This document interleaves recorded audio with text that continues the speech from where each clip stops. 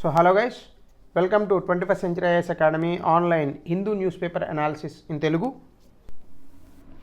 ఈరోజు న్యూస్ పేపర్లో వచ్చినటువంటి అంశాలు.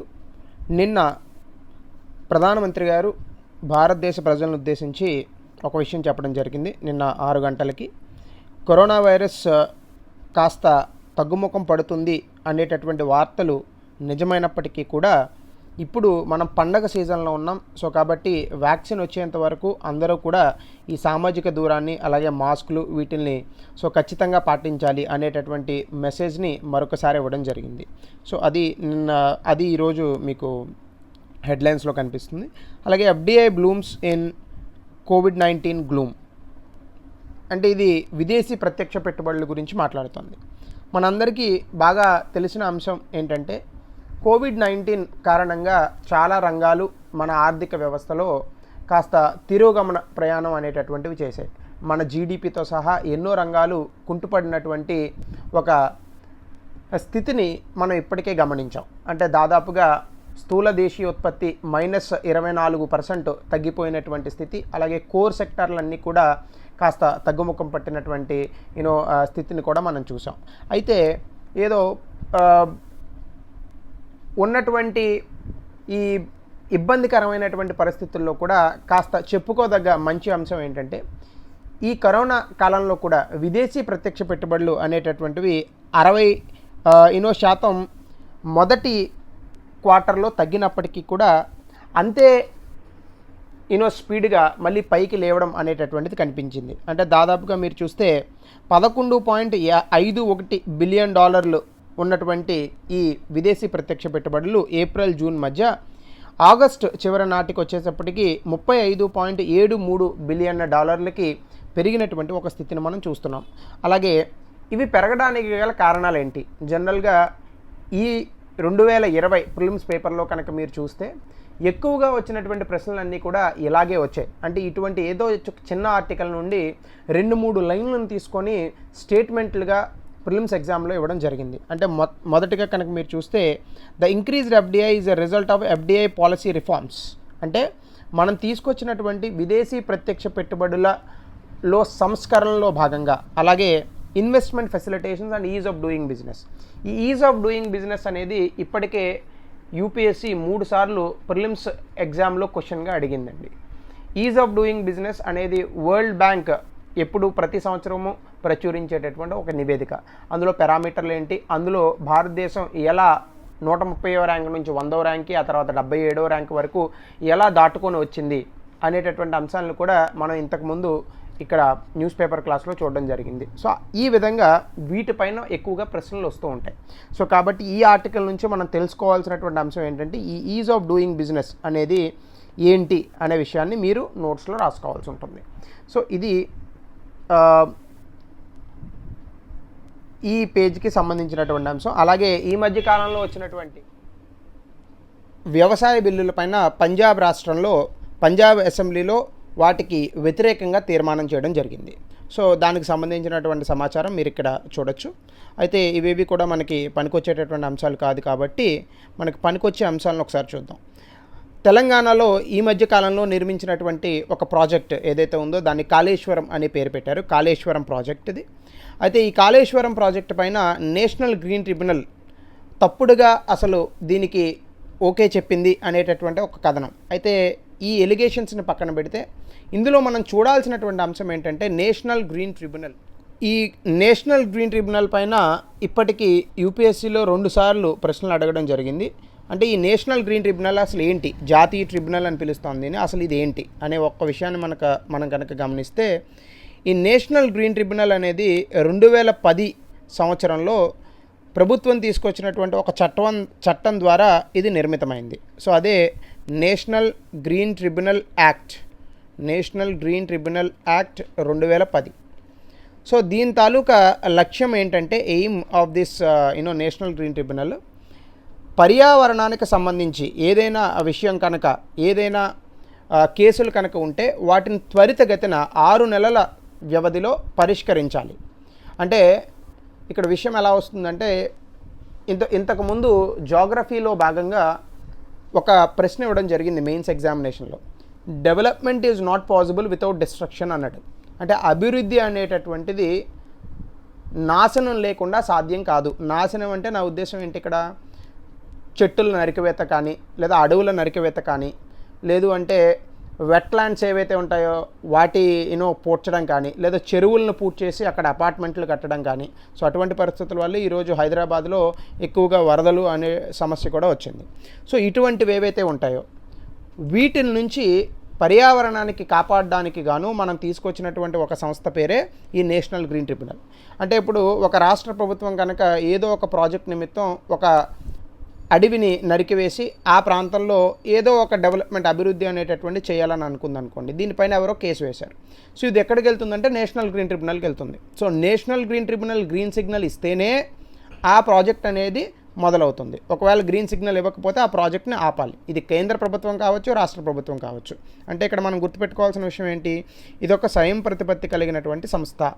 రెండో విషయం, దీని తాలూకా లక్ష్యం ఏంటి, కన్జర్వేషన్ ఆఫ్ ఎన్వైర్న్మెంట్, అంటే పర్యావరణ పరిరక్షణ అనేది దీని తాలూకా లక్ష్యం. సో దీనికి సంబంధించిన కేసులు ఏవైతే ఉంటాయో అవి త్వరితగతిన వాటిని పరిష్కరించాలి. అంటే 6 నెలల వ్యవధిలో ఇవి త్వరితగతిన వాటిని పరిష్కరించే ప్రయత్నం చేయాలి.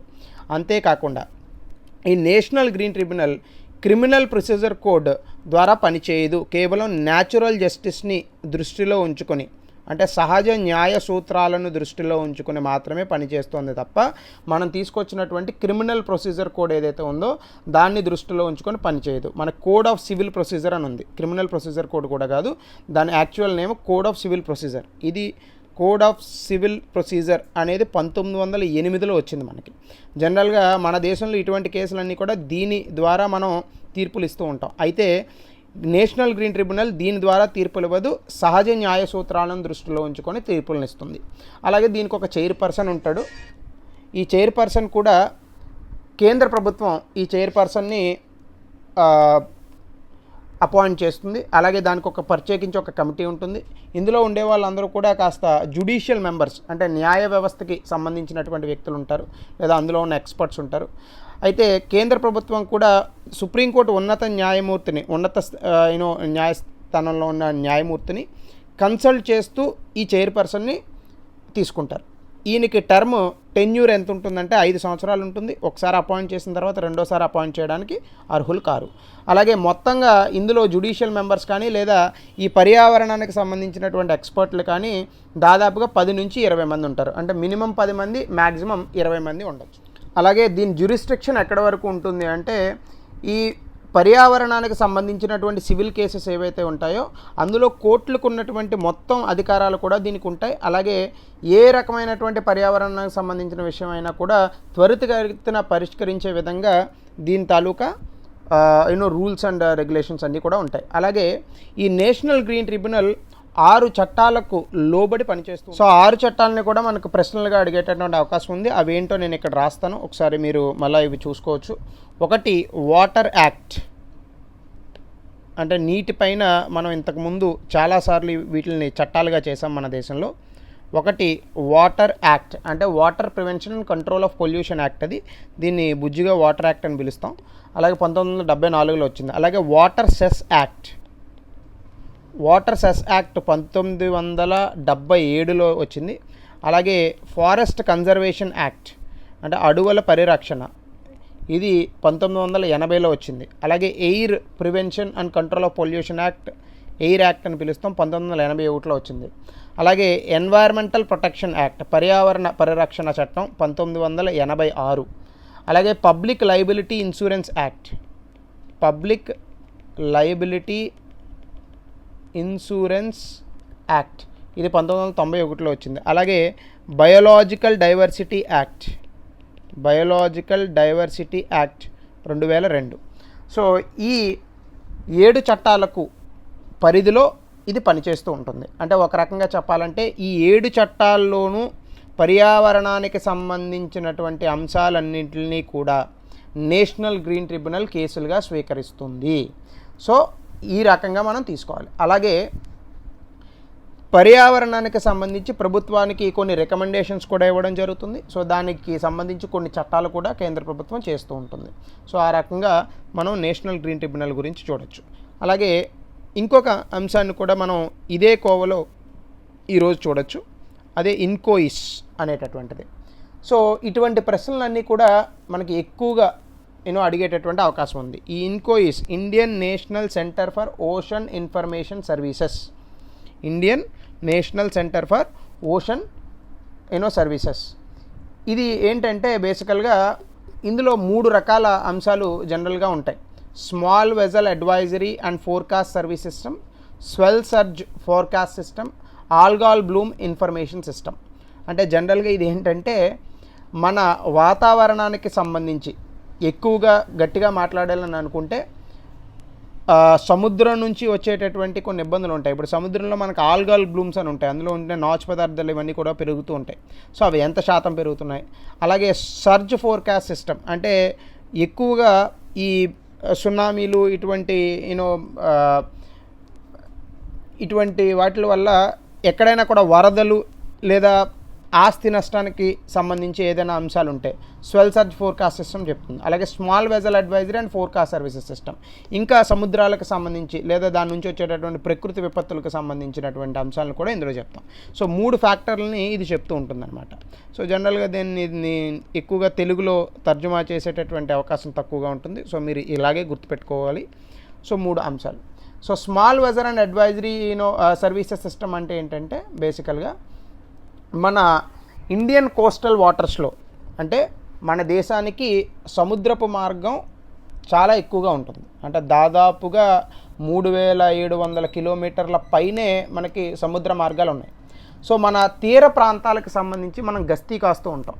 అయితే ఈ తీర ప్రాంతాల్లో గస్తీతో పాటుగా చిన్న చిన్న పడవలు ఇవి కూడా నడుస్తూ ఉంటాయి. సో వీళ్ళందరికీ కూడా అంటే ఏ ప్రదేశాలలో మీ పడవలు తిరగబడచ్చు లేదంటే ఎక్కువగా అలలు పెరగచ్చు అనేటటువంటి ఈ వాతావరణానికి సంబంధించినటువంటి సమాచారాన్ని ఎవరిస్తారు అంటే వీళ్ళు ఇస్తారు. Small vessel advisory and forecast services system. So ఇది ఒక భాగం ఇందాక నేను చెప్పిన దాంట్లో వీళ్ళు ఇస్తారు. అలాగే రెండవది swell surge forecast system. Swell surge forecast system అంటే ఏంటంటే మనకి దీన్నే కల్లా కడల్ అని పిలుస్తారు. స్వెల్ సర్జ్ అంటే కల్లా కడల్ అని, అంటే ఫ్లాష్ ఫ్లడ్స్ ఈవెంట్స్ అంటాం మనం. అంటే ఒకేసారి వరదలు వచ్చేటటువంటి సందర్భాలు ఉంటాయి. సో ఇది భారతదేశానికి సంబంధించి తీర ప్రాంతాల్లో, ముఖ్యంగా పశ్చిమ తీర ప్రాంతంలో జరిగేటటువంటి ఈ ఫ్లాష్ ఫ్లడ్స్కి సంబంధించి ఇది సమాచారాన్ని ఇస్తూ ఉంటుంది. సో దీన్ని ఏమంటామంటే మనం కల్లా కడల్ అంటాం. సో ఇది ఎవరు ఇస్తారు? Swell surge forecast system. So కల్లా కడల్ అంటే ఫ్లాష్ ఫ్లడ్స్ అని, అంటే ఒకేసారి వరదలు వస్తాయి. ఇప్పుడు మన హైదరాబాద్లో కనిపించినట్టుగా, కాకపోతే ఇది తీర ప్రాంతాల గురించి మాట్లాడుతుంటుంది. మూడవది ALGOL Bloom. So ALGOL Bloom's అంటే సో తెలుగులో వీటిని ఏమంటారో నాకు కూడా కొంచెం తెలియదు కానీ, సో ఆల్గాల్ బ్లూమ్స్ అంటే మనకి సముద్రంలో కల్పించేటటువంటి ఒక రకపు మొక్కల్లాంటి జీవులు అనమాట ఇవి. సో వీటిని మనం ఆల్గాల్ బ్లూమ్స్ అంటాం. అయితే కొన్ని ఇందులో ఆల్గాల్ బ్లూమ్స్ కొన్ని చాలా ప్రమాదకరంగా ఉంటాయి, విషవాయువులను కూడా వెదజల్లుతూ ఉంటాయి. సో కొన్నిసార్లు తీర ప్రాంతాల్లో ఉన్నటువంటి చేపలు వగైరా వీటికన్నిటికి కూడా, లేదా అక్కడ ఉన్నటువంటి నీటి నాణ్యతకు సంబంధించినటువంటి విషయాలకు, లేదా అక్కడ ఉంటున్నటువంటి ప్రజలకు ఇవి ఎక్కువైతే కనుక ఇవన్నీ కూడా చనిపోయేటటువంటి ప్రమాదం ఉంది. అంటే తీర ప్రాంతాల్లో ఉన్న చేపలు కానీ, ఉన్న ప్రజలు కానీ, లేదా అక్కడ ఉన్నటువంటి నీటి నాణ్యత కానీ ఇవన్నీ కూడా దెబ్బతినేటటువంటి అవకాశం ఉంది. సో ఇప్పుడు చేపలు పట్టడానికి ఎవరైనా వెళ్ళినప్పుడు జాలర్లు వీళ్ళు ఒకవేళ ఈ ఆల్గాల్ బ్లూమ్ శాతం కనుక పెరిగితే వాటి నుంచి వచ్చేటటువంటి విషవాయువులు లేదా రసాయనాల వల్ల ఆరోగ్యపరమైనటువంటి సమస్యలు, కొన్నిసార్లు చనిపోయేటటువంటి ప్రమాదం కూడా ఉంటుంది. సో కాబట్టి ఇక్కడ 4 ప్రాంతాల్లో ఈ ఆల్గాల్ బ్లూమ్స్ని ఈ ఇన్కోయిస్ చెప్తూ ఉంటుంది. సో అసలు దీని పేరు ఏం చెప్పానండి? ALGOL bloom information service. So ఇది జనరల్గా నార్త్ ఈస్టర్న్ అరేబియా సముద్రానికి, నార్త్ ఈస్టర్న్ అంటే ఈశాన్య ప్రాంతాలు వస్తాయి. కోస్టల్ వాటర్స్ ఆఫ్ కేరళ అంటే కేరళ తీర ప్రాంతాల్లోని, గల్ఫ్ ఆఫ్ మన్నార్లోని, అలాగే కోస్టల్ వాటర్స్ ఆఫ్ గోపాల్పూర్లో. సో ఇక్కడ మనకి దీని తాలూకా సమాచారాన్ని అంతా కూడా అందిస్తూ ఉంటుంది. ఈ ఇన్కోయిస్ అనేటటువంటిది ఒక మంత్రిత్వ శాఖ కిందకు వస్తుందండి. ఆ మంత్రిత్వ శాఖ పేరు మినిస్ట్రీ ఆఫ్ ఎర్త్ సైన్సెస్. ఈ మంత్రిత్వ శాఖ కిందకి ఈ ఇన్కోయిస్ అనేటటువంటిది పనిచేస్తూ ఉంటుంది. దీని హెడ్ క్వార్టర్స్ ఉన్న ప్రదేశం హైదరాబాదు. ఇది 1999లో దీన్ని ఏర్పరచడం జరిగింది. అలాగే ఇది మినిస్ట్రీ ఆఫ్ ఎర్త్ సైన్సెస్కి ఒక ఎగ్జిక్యూటివ్ ఆర్మ్, అంటే మినిస్ట్రీ ఆఫ్ ఎర్త్ సైన్సెస్ ఇచ్చేటటువంటి విధి విధానాలన్నింటినీ కూడా ఇదే చూస్తూ ఉంటుంది. సో ఈ రకంగా మనం దీన్ని అర్థం చేసుకోవచ్చు. సో దీనిపైన ఏమైనా ప్రశ్నలు వస్తే కనుక మన ఎగ్జామ్లో రాసేటటువంటి అవకాశం కూడా ఉండాలి. సో ఇక ఆర్టికల్ పేజ్కి వస్తే కనుక ఈరోజు ఇచ్చినటువంటి ఆర్టికల్స్ ఒకటి, films can be subjected to criticism after their release. ఇది తమిళ్ మూవీకి సంబంధించి విజయ్ సేతుపతి ఒక సినిమా చేద్దామని అనుకుంటే ముత్తయ్య మురళీధరన్ మీద దానికి వచ్చినటువంటి రాజకీయ ఇబ్బందులు వీటి గురించి మాట్లాడారు. ఈ విధంగా కూడా మన యూపీఎస్సీకి పనికి వచ్చేటటువంటి అంశం కాదు. అలాగే ఇది న్యూజిలాండ్కి సంబంధించి మరొకసారి ఆర్డ్రన్ జెసిండా ఆర్డ్రన్ ఎవరైతే ఉన్నారో మళ్ళీ పార్లమెంట్ ఎలక్షన్స్ గెలిచి మరొకసారి ప్రెసిడెంట్ అయ్యేటటువంటి ఒక అవకాశం, రెండోసారి కూడా గెలిచారు. సో ఇది కూడా మనకు సంబంధించినటువంటి విషయం కాదు. So offset dilution in defence, ఇది మనకి బాగా సంబంధించినటువంటి విషయం.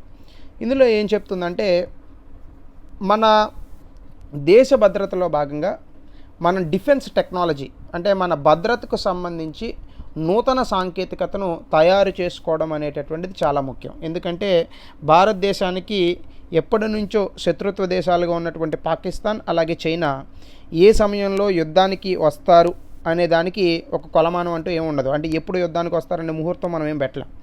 సో కాబట్టి ఖచ్చితంగా మనం వాళ్ళు ఎప్పుడు వచ్చినా కూడా దాన్ని ఎదుర్కొనే విధంగా రెడీగా ఉండాలి. సో దానికి సంబంధించి ఈరోజు కనుక మనం చూస్తే సో ఖచ్చితంగా నూతన సాంకేతికత అనేది ఉండాలి.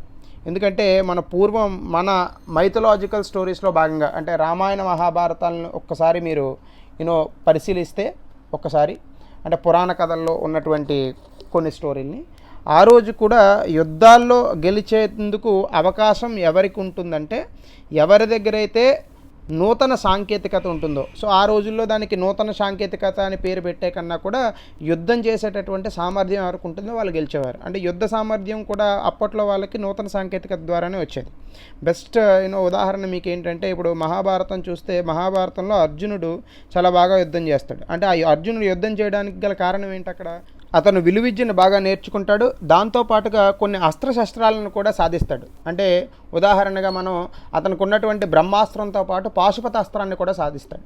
అంటే ఆ రోజుటి కాలంలో, అంటే పురాణ కథల్లో భాగంగా కనుక మనం చూస్తే ఎంతోమంది వీరులు విజయాలు పొందడానికి గల ముఖ్య కారణం ఏంటి, నూతన సాంకేతికత వాళ్ళ దగ్గర ఉండడం, అలాగే యుద్ధం చేసేటటువంటి ఒక సామర్థ్యం ఉండడం.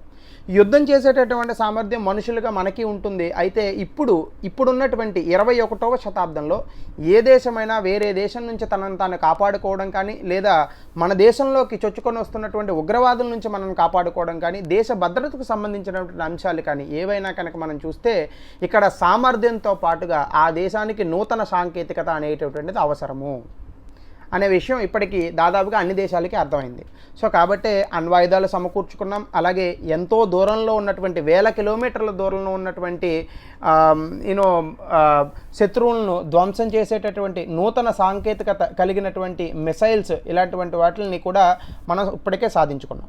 అంటే గాలిలో ఉన్నటువంటి లక్ష్యాన్ని, అలాగే నీటిలో ఉన్నటువంటి లక్ష్యాల్ని, అలాగే నేలపై ఉన్నటువంటి లక్ష్యాల్ని ఎన్నో రకాల క్షిపణులతో ధ్వంసం చేసేటటువంటి నూతన సాంకేతికత ఇప్పుడు అన్ని దేశాలకి ఉంది. అయితే అన్ని దేశాల కన్నా కూడా కాస్త పైన ఉండడం కూడా ఎంతో ముఖ్యమైనటువంటి విషయం. అందులో భాగంగా భారతదేశానికి వస్తే ఈ నూతన సాంకేతికత మిగిలిన దేశాలతో పోల్చుకుంటే, అంటే అభివృద్ధి చెందినటువంటి దేశాలతో పోల్చుకుంటే మనకి ఉన్నటువంటి నూతన సాంకేతికత తక్కువ. అంటే ఈరోజు అమెరికాతో కానీ, ఫ్రాన్స్తో కానీ, యూకేతో కానీ, జర్మనీతో కానీ, రష్యాతో కానీ, జపాన్తో కానీ, చైనాతో కానీ వీళ్ళతో పోల్చుకుంటే మన దగ్గర ఉన్నటువంటి నూతన సాంకేతికత మనం తయారు చేసుకుంది కాదు, వేరే దేశాల నుంచి కొనుగోలు చేస్తున్నాం. ఎందుకంటే మనం తయారు చేసుకునేటటువంటి శక్తి లేనప్పుడు వేరే దేశాల నుంచి కొనుగోలు చేసుకోవడం కూడా అనివార్యమైనటువంటి అంశం. సో అందులో భాగంగా భారతదేశం ఏం చేస్తుందంటే, ఇప్పుడు ఓకే నూతన సాంకేతికత మన దగ్గర లేదు కాబట్టి వేరే దేశాల నుంచి కొనుగోలు చేయడం వల్ల ప్రస్తుతానికి మన దేశ భద్రతను మనం కాపాడుకునేటటువంటి ఒక స్థితిలో ఉంటాం. దీని ద్వారా తర్వాత దేశ భద్రతను ఇలా కాపాడుకుంటూనే దానికి ప్యారలల్గా మనం కూడా నూతన సాంకేతికత వైపు కొత్తగా అడుగులు వేయాల్సినటువంటి ఒక సమయం ఉంది అని మనం గుర్తిస్తున్నాం.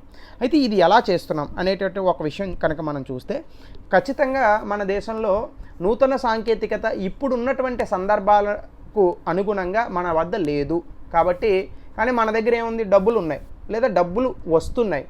అంటే దేశ ఆర్థిక పురోగతి, ఆర్థిక వృద్ధి అనేటటువంటిది చాలా వేగంగా ఎదుగుతున్నటువంటి తరుణంలో మన దగ్గర ఉన్నటువంటి డబ్బుతో ఈ నూతన సాంకేతికత ద్వారా ఉత్పన్నమైనటువంటి కొన్ని రకాల అస్త్రశస్త్రాలను మనం సమకూర్చుకునే స్థితిలో అయితే ఉన్నాం. సో కాబట్టి ఇప్పుడు ఏం చేస్తున్నాం, ఒక రఫేల్ డీల్లో 36 రఫేల్ విమానాలని దసాల్ట్ ఏవియేషన్ ఫ్రెంచ్ దేశం నుంచి కొన్నాం.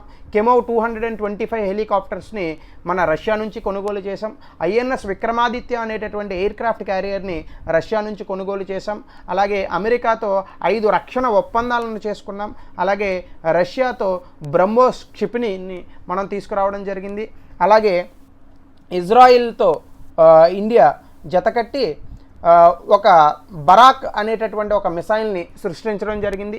ఇలా అనేక సందర్భాలను మనం కనుక చూస్తే అనేక రకాలుగా యుద్ధ సామాగ్రిని మన దేశం సమకూర్చుకుంటుంది. అయితే ఇది ఎంతకాలం అనే ఒక ప్రశ్న ఉత్పన్నమైనప్పుడు మన తాలూకా సొంతంగా ఉత్పత్తి చేసుకునేటటువంటి సామర్థ్యం పెరగాలి అనేది కూడా తెలుస్తుంది.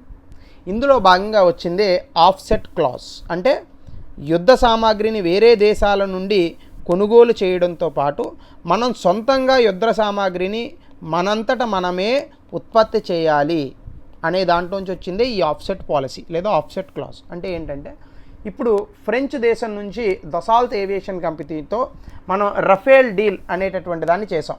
సో ఈ రఫేల్ అనేటటువంటిది ఏంటిది, ఇదొక విమానం, అంటే ఇదొక యుద్ధ విమానం. సో ఈ రఫేల్ డీల్ దాదాపుగా 36 విమానాలను మనం కొంటున్నాం. సో దీని ధర ఎంత, దాదాపుగా 7.8 బిలియన్ల యూరోలు. 7.8 బిలియన్ల యూరోలు, గట్టిగా మాట్లాడితే 7.87 బిలియన్ల యూరోలు. సో దీన్ని కనుక మీరు రూపాయల్లోకి తర్జుమా చేస్తే దాదాపుగా 59,000 కోట్లు, పోనీ 60 కోట్లు వేసుకుందాం, ఒక 1000 కోట్లకి ఏం కానీ 60 కోట్ల రూపాయలు. అంటే 60 కోట్లు పెట్టి మనం ఎన్ని విమానాలు కొన్నామండి, 36 విమానాలు కొన్నాం, బాగానే ఉంది. అయితే దీనివల్ల ఇండియాకు ఒరిగింది ఏంటి, ఆ విమానాలు మన దగ్గర ఉంటాయి అంతే. మీలో చాలామందికి అనుమానం రావచ్చు, ఏమండి చైనా లాగా మనం కూడా ఈ విమానాలను ఒకదాన్ని ఇప్పేసి దానిలాగే పార్ట్లు తయారు చేసి ఒక విమానం చేసుకోవచ్చు కదా. అదంత ఈజీ కాదండి, అందులో చాలా రకాల సాఫ్ట్వేర్లు ఉంటాయి. అలాగే దీన్ని విప్పినప్పుడు ఆ దేశానికి తెలుస్తుంది. అలాగే మనం ఈ విమానాన్ని కొనేటప్పుడు అగ్రిమెంట్లు కూడా రాసుకుంటారు. ఏంటంటే ఇందులో ఉన్నటువంటి సాంకేతికతను దొంగతనంగా మీరు మళ్ళీ రివర్స్ ఇంజనీరింగ్ చేయరు, ఏమైనా ఇబ్బందులు వస్తే కనుక మళ్ళీ మా దగ్గరికే తీసుకురావాలి. అలాగే దీన్ని వాడేటప్పుడు కూడా బాగా తక్కువగా, అంటే అస్సలు అభివృద్ధి చెందినటువంటి దేశాలపైన కానీ లేదు అంటే సామాన్య ప్రజానీకం పైన కానీ మేము వాడము, ఇలా చాలా అగ్రిమెంట్లో కొన్ని సంతకాలు తీసుకునే చేస్తారు. ఒకవేళ ఆ హద్దులు కనుక మీరితే ఆ దేశం పైన శాంక్షన్స్ కూడా పెట్టేటటువంటి అవకాశం ఉంటుంది. సో కాబట్టి అది అంత ఈజీ కాదు. అయితే ఈ విషయాన్ని కాసేపు పక్కన పెడితే దీనివల్ల మనకు ఒరిగేది ఏంటి అంటే 36 యుద్ధ విమానాలు వస్తాయి, అంతేనా? ఇండియా గెలిచేసినట్టేనా 36 యుద్ధ విమానాలు వస్తాయి? కాదు. దీని నుంచి మనం ఇంకా ఏం తీసుకోగలమంటే ఇందులో ఆఫ్సెట్ క్లాజ్ అనేటటువంటిది ఉంటుంది. సో ఈ ఆఫ్సెట్ క్లాజ్ ఏం చెప్తుందంటే ఇంత పెద్ద మొత్తంలో రక్షణ ఒప్పందాలు ఎప్పుడైతే భారతదేశం సమకూర్చుకుంటుందో ఈ రక్షణ ఒప్పందాల్లో భాగంగా ఒక ఒప్పందం ఏం చెప్తారంటే ఈ ఆఫ్సెట్ క్లాజ్ అని చెప్తారు.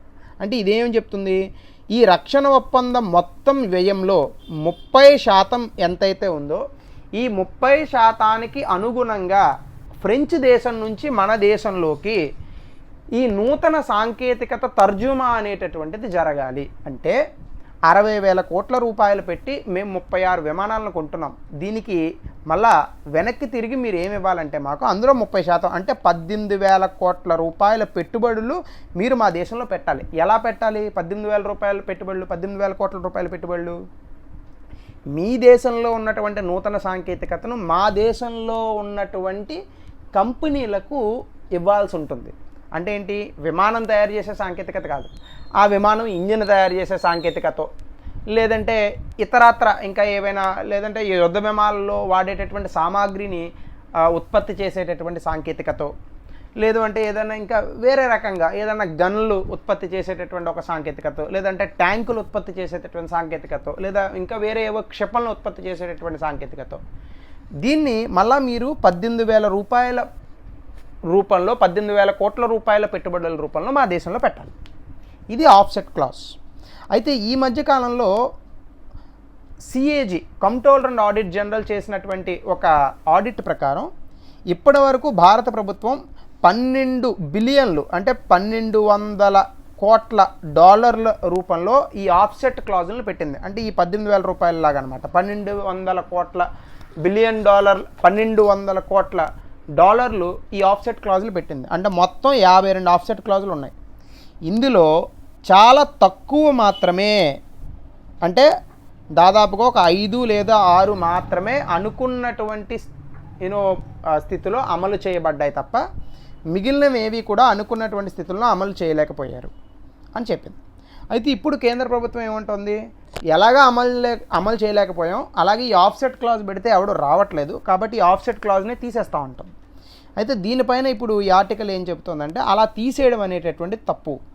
ఈ ఆఫ్సెట్ క్లాజ్ని కనుక మీరు తొలగిస్తే మన దేశానికి వస్తే కాస్త సాంకేతికత కూడా రాదు అని చెప్తుంది. అంటే దీనికి ఉదాహరణగా ఏం చెప్తుందంటే, మన ఏవియేషన్ ఇండస్ట్రీ అంటే విమానయాన రంగంలో ఇటువంటి ఆఫ్సెట్ క్లాజే ఉంది.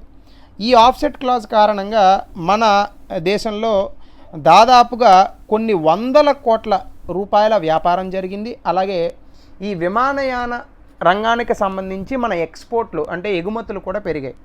అంటే ఇంతకుముందు విమానయాన రంగాన్ని అభివృద్ధి చేసేందుకు గాను మనం ఇటువంటి ఆఫ్సెట్ క్లాజులను తీసుకొచ్చాం.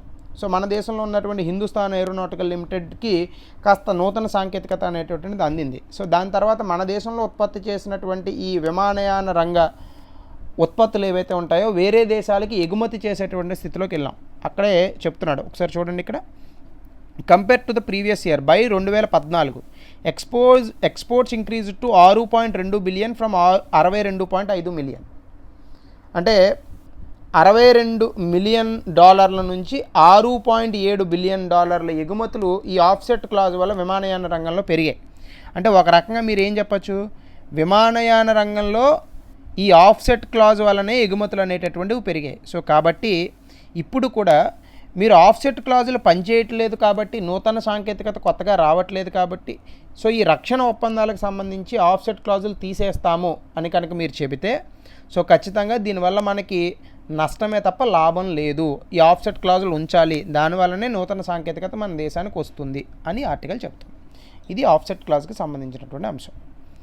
ఇక దాని తర్వాతది ఏంటంటే ఇన్నోవేషన్. ఇది నవకల్పన గురించి మాట్లాడుతుంది. మన అందరికీ తెలిసిందే, ఒకప్పుడు స్వతంత్రం రాకముందు కొన్ని 100 సంవత్సరాల ముందు భారతదేశం ప్రపంచానికే తలమానికంగా ఉన్నటువంటి దేశం. ఎందుకు అంటే మనం ఈ దేశానికి ఈ ప్రపంచానికి ఇచ్చినటువంటి ఒక గొప్ప వరం ఏంటంటే సున్నాని కనిపెట్టడం. సో ఆ సున్నా అనేటటువంటి చాలా అసలు గొప్ప విషయం. అంటే ఏదైనా ఇప్పుడు ఇక్కడ చూడండి చాలా అద్భుతంగా రాశాడు, దీన్ని ఇంగ్లీష్లో చదువుతూనే బాగుంటుంది. A debt minus 0 is a debt. అంటే మీరు చూడండి, జనరల్గా మనం ఏం చేస్తాం, -1 -0 ఎంత వస్తుంది మనకి, -1 వస్తుంది.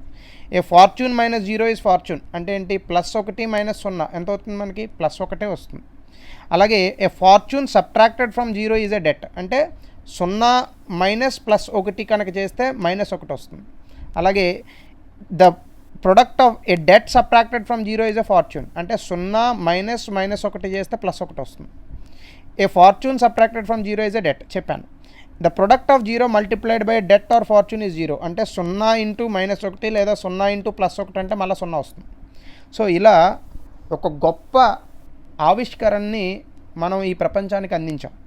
మరి అదే దేశం ఇప్పుడు కనుక చూస్తే India is the fastest growing economy in the world అంటే ప్రపంచంలోనే వేగంగా ఎదుగుతున్నటువంటి ఆర్థిక వ్యవస్థ.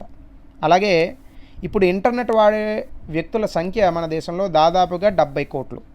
ఇది 2025 అంటే రానున్న 5 సంవత్సరాలకు గాను దాదాపుగా 97 కోట్లకు చేరేటటువంటి స్థితిలో ఉంది. దీంతో పాటుగా జామ్ ట్రినిటీ అని ఒకటి ఉంది. జే అంటే జన్ధన్ అకౌంట్, మన ప్రధానమంత్రి జన్ధన్ యోజనలో భాగంగా మనకు వచ్చేటటువంటి బ్యాంక్ అకౌంట్. ఏ అంటే ఆధారు, ఎం అంటే మొబైల్. సో ఈ రకంగా మనకి దాదాపుగా 40 కోట్ల జన్ధన్ అకౌంట్లు ఉన్నాయి, 120 కోట్ల ఆధార్ కార్డులు, 120 కోట్ల మొబైల్ సబ్స్క్రైబర్స్. అంటే దాదాపుగా మన దేశంలో $957 బిలియన్ జీడిపిని రానున్న 35 సంవత్సరాల్లో ఆర్టిఫిషియల్ ఇంటెలిజెన్స్తో కలిసి మన దేశ పురోగతికి ఖచ్చితంగా ఉపయోగపడేటటువంటి ఒక చిన్న స్టాటిస్టిక్స్. దీన్ని మీరు ఖచ్చితంగా నోట్స్లో రాసుకోవాలి. ఇది అడుగుతాడు, అడగకపోయినా మనం రాయొచ్చు. అయితే వీటితో పాటుగా కనుక మనం చూస్తే వీటితో పాటు మరి ఏ రంగాలు అభివృద్ధి చెందితే నవకల్పన సాధ్యమవుతుంది? ఎందుకంటే పెన్సిల్ అనేటటువంటిది కనిపెట్టేటప్పుడు లొనార్డ్ రీడ్ అనే ఒక వ్యక్తి ఒక పదం చెప్తాడు. పెన్సిల్ కనిపెట్టడం అనేటటువంటిది లేదా పెన్సిల్ ఉత్పత్తి చేయడం అనేటటువంటిది వేరే రంగాలతో ముడిపడి జరగాలి అంటాడు ఆయన. అంటే ఇప్పుడు ఒక పెన్సిల్ మీరు ఉత్పత్తి చేయాలనుకోండి, ఎన్ని చెట్లను కొట్టాలి? ఎందుకంటే కింద ఉండేది మీకు అంతా ఏంటి, చెక్కే కదా అది. అలాగే గ్రాఫైట్ లోపల ఉంటుంది మనం రాసే ఆ ముళ్ళు. ఈ గ్రాఫైట్ మైనింగ్ ఎంత జరగాలి? అలాగే ఎంతమంది వ్యక్తులు ఫ్యాక్టరీల్లో పనిచేయాలి? అలాగే దీన్ని మార్కెటింగ్ ఎట్లా చేయాలి? దీన్ని డిజైనింగ్ ఎట్లా చేయాలి? ఇది కొనే వ్యక్తులు ఎంతమంది ఉంటారు? ఒక్క పెన్సిల్ ఉత్పత్తి చేయడానికి మనం ఇన్ని ఆలోచనలు చేయాల్సి ఉంటుంది. అంటే ఒక నవకల్పన జరగాలి అంటే దానికి సంబంధించినటువంటి ఇతర అంశాలను కూడా పరిగణనలోకి తీసుకున్న తర్వాతే ఇది చేయగలుగుతాం. సో కాబట్టి ఇక్కడ ఏవో కొన్ని ఉదాహరణలు చెప్పాడు, అవి ఏ రకంగానూ కూడా నేను చెప్పాలని అనుకోవట్లేదు. అయితే ఈ మధ్య కాలంలో ఆర్టిఫిషియల్ ఇంటెలిజెన్స్ అనేటటువంటి ఒక పదం ఎక్కువగా వినిపిస్తోంది. సో ఆర్టిఫిషియల్ ఇంటెలిజెన్స్ అంటే ఏంటి? నూతన సాంకేతికతను ఉపయోగించి మన దగ్గర ఉన్నటువంటి ఈ రోజువారీ జీవితం ఏదైతే ఉందో దాన్ని ఇంటర్నెట్ వీటిలతో కంట్రోల్ చేయడం. అంటే ప్రోగ్రామ్సే, అంటే కంప్యూటర్లే అన్నిటిని కూడా కంట్రోల్ చేస్తూ ఉంటాయి. కరెక్ట్గా మాట్లాడాలంటే ఆర్టిఫిషియల్ ఇంటెలిజెన్స్ అంటే ఏంటి? మెషిన్లు ఏవైతే ఉంటాయో ఇవి ఇంటెలిజెన్స్ని ఇస్తాయి. అంటే అసలు ఇంటెలిజెన్స్, జ్ఞానాన్ని ఎవరు ఇవ్వగలరు? ఇంటెలిజెన్స్ అంటే తెలివి, కరెక్ట్గా చెప్పాలంటే. సో తెలివి కేవలం జీవులకే సాధ్యం, ఇంటెలిజెన్స్ అనేది కదండి. ఇంటెలిజెన్స్ అంటే కేవలం జీవులకే సాధ్యం, అది తెలివితేటలు. కానీ ఇప్పుడు ఏంటి, మెషిన్ల ద్వారా తెలివితేటలను మనం తీసుకొస్తాం. సో దీన్ని ఆర్టిఫిషియల్ ఇంటెలిజెన్స్ అన్నాం, అంటే కృత్రిమంగా వచ్చేటటువంటి తెలివితేటలు. అయితే దీంతో ఇప్పుడు మన దగ్గర ఉన్నటువంటి సామాజిక రుగ్మతల్ని ఎలా దూరం చేయగలం? అంటే సోషల్ ఎంపవర్మెంట్ అనేది ఎలా జరగాల, అంటే సామాజిక పురోగతి ఎలా జరగాలి, అలాగే మన సమాజంలో ఉన్నటువంటి ఇబ్బందుల్ని ఈ ఆర్టిఫిషియల్ ఇంటెలిజెన్స్ ద్వారా ఎలా దూరం చేయగలం? దీనికి సంబంధించి కొన్ని యాప్లు ఇచ్చాడు. ఈ ఆర్టికల్ని అర్థం చేసుకునే కన్నా కూడా ఈ వీటి గురించి మీరు ఎక్కువగా తెలుసుకోవాలి. 1 digital India, 2 Atmanirbhar Bharat innovative challenge, 3 Setu అనేది ఒకటి ఉందండి. ఏంటంటే ఇది బ్యాంకుల్ని పీపుల్ని ఒక దగ్గరికి తీసుకొస్తుంది. మనం ఆల్రెడీ ఎటువంటి యాప్లు వాడుతున్నాం, ఒక అప్లికేషన్ ఇంటర్ఫేస్. అలాగే ఏలో అనేది ఒకటి ఉంది, కొత్త బ్యాంకింగ్ టెక్నిక్కి సంబంధించింది. అలాగే నిరమాయన్ ఒకటి ఉంది, non innovative risk assessment with machine intelligence. ఇదేంటిది? Thermal imaging portable tool that carries out non invasive breast cancer. ఇప్పుడు వస్తున్నటువంటి రొమ్ము క్యాన్సర్ ఏదైతే ఉందో వాటిని పసిగట్టేటటువంటి ఒక అప్లికేషన్ లాంటిది అనమాట ఇది. అలాగే క్యూరో ఐ అనేది ఒకటి, అంటే మన ఆరోగ్య రంగంలో భాగంగా దీన్ని వాడుతూ ఉంటాం. సో అలాగే అంటే టీబీకి వీటికి కూడా వాడచ్చు. అలాగే ఇన్స్పైర్ అనేది ఒకటి వచ్చింది, innovative in science pursuit for inspired research. అలాగే KIRAN, knowledge involvement in research advancement through nurturing. అలాగే స్మార్ట్ ఇండియా హ్యాకథాన్స్. అలాగే Atal innovation mission, biotech ignition grant, PRIME, STARS, SPARK, IMPRESS. So ఇవన్నీ కూడా మనం నోట్స్లో రాసుకోవాల్సిందే. వీటిలన్నిటికీ నిర్వచనాలు ఇవ్వాల. అయితే వీడు ఏం చెప్తున్నాడు, వాల్టర్ ఇసాక్స్ అని చెప్పినటువంటి ఒక పదాన్ని చెప్తున్నాడు. నాకు బాగా నచ్చినటువంటి అంశం ఇది. అడ్వాన్సెస్ ఇన్ సైన్స్, అంటే సైన్స్లో వచ్చేటటువంటి పురోగతి ఎప్పుడు కూడా ఎలా ఉండాలి? కొత్త ఆలోచనలతో పాటు ఉద్యోగాలను సృష్టించాలి, జీతాలు పెరగాలి, అలాగే మనం చేసేటటువంటి పని భారం తగ్గాలి, అలాగే మనం తినేటటువంటి ఈ తిండి, ఈ క్రాప్స్ వచ్చేటువంటి ఆహార ధాన్యాల ఉత్పత్తి పెరగాలి, ఎక్కువగా మనం సంతోషంగా గడపడానికి ఒక కాలం అనేటటువంటిది రావాలి, అలాగే చదువుకోవడానికి ఎక్కువగా మనకు అవకాశం దొరకాలి, కొత్త విషయాలు నేర్చుకోవడానికి. ఇవన్నీ వస్తే అప్పుడు ఈ సైన్స్కి కొత్త నిర్వచనం మనకు దొరుకుతుంది. సో ఆ రకంగా మనం నవకల్పన అనేటటువంటిది ఖచ్చితంగా భారతదేశంలో ఎలాగోలా మనం దీన్ని తీసుకొచ్చేటటువంటి ప్రయత్నం చేయాలి అంటూ ఈ ఆర్టికల్ ఇవ్వడం జరిగింది. సో ఇవన్నీ కూడా మీరు నోట్స్లో రాసుకునేటటువంటి ప్రయత్నం చేయండి. ఇక మిగతావన్నీ కూడా మనం చదివేటటువంటి అంశాలే. So that's it for today. So thank you. This is the end of today's class.